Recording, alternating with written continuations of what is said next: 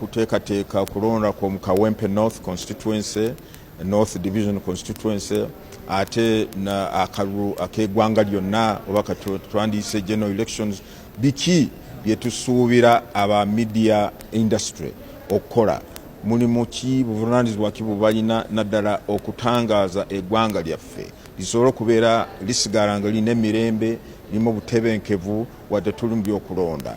Era ne tubalaga nti bino ebibadde bigenda mu maaso Kawempe North bye tuzze tulaba ku ma TV ne mu mawulire si bya bwenkanya, era tubivumirira, era ebintu ebyo tebireeta enkulaakulana mu demokrasiya, bitulaga ekifaananyi kibi ng'eggwanga.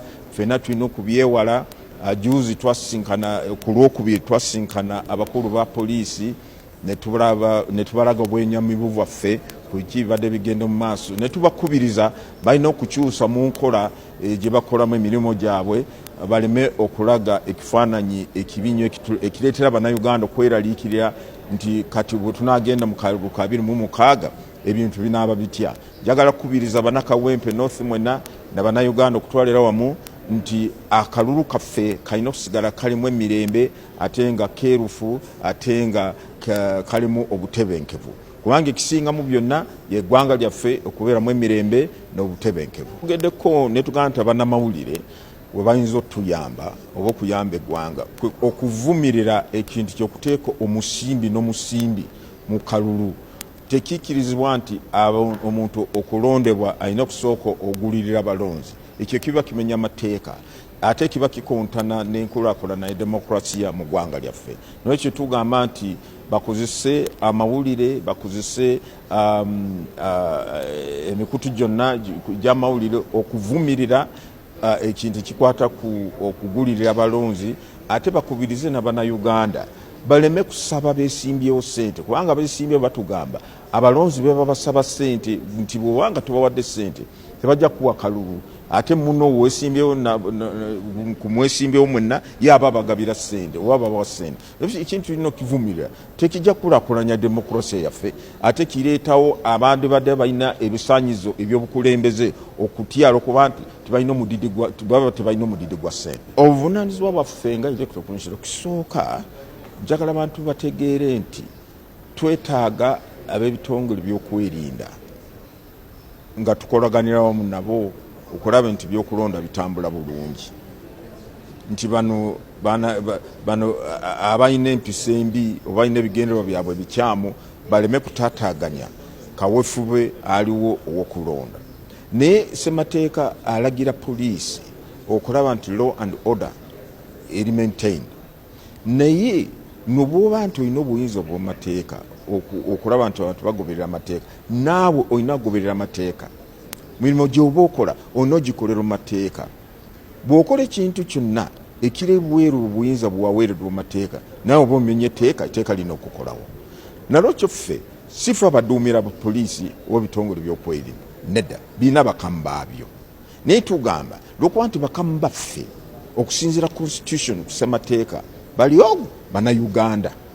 Nze nka kakiiko bakamu bange Bannayuganda, gwenga kisongole ky'okwerinda bakama bo Bannayuganda, gwenga omulamuzi bakama bo Bannayuganda, gwenga executive bakama bo Bannayuganda, kubanga ssemateeka agambye nti obuyinza bwonna buli mu bantu. Ate abantu be basalawo ani agenda obakulembera nga bagenda mu kulonda, naye okulonda okulina okubeera mu mbeera ey'emirembe n'obutereekevu. N'ekyo twewale ffe abalina obuyinza twewale okuteekawo enkola oba ebikolwa ate ebiraga nti ate ffe tutaataaganya emirembe n'obutebenkevu. Naye ne tukubiriza n'abo bonna ababa beesimbyewo n'abawagizi baabwe, nammwe mukubirizibwa okulaba nti mugondera amateeka, mutambuza ekigendererwa kiruubirirwa nti wadde tugenda kubeera n'okulonda naye Uganda ejja kusigala eri Uganda, ate Uganda erina okusigala nga erina emirembe, erina obutebenkevu. Kyekitusobozesa ffenna okukola emirimu gye tukola ne tukulaakulana ng'abantu kinoomu ate ng'eggwanga. This is what is happening Kawempe North is not a precursor to the events or the conduct activities of 2026. In that vein, not at all. I am confident the people of Uganda want peace, they want stability, and they want a normal election, devoid of bloodshed, devoid of violence, devoid of breaking one another's limbs. However, for those who are inclined to do so, let the law deal with them. So the roadmap for the 2025-26, as we all know, distinguished editors, was launched in August 23 and revised in July 24 to enable the Commission and other stakeholders in the electoral process to achieve the following.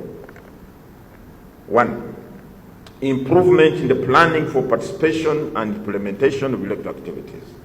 2. Improvement in coordination of electoral activities. 3.